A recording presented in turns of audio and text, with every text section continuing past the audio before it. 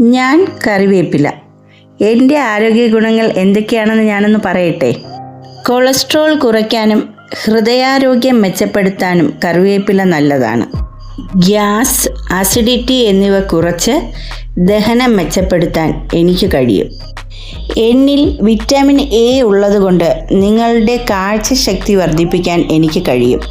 മുടി കൊഴിച്ചിൽ കുറച്ച് മുടി കട്ടിയാക്കാനും ഇടതൂർന്ന മുടി വളരാനും കറിവേപ്പില നല്ലതാണ്.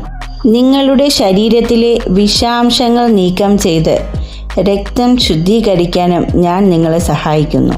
കൂടാതെ മെറ്റബോളിസം ഇംപ്രൂവ് ചെയ്ത് വെയിറ്റ് കൺട്രോൾ ചെയ്യാനും കറിവേപ്പില സഹായിക്കുന്നു.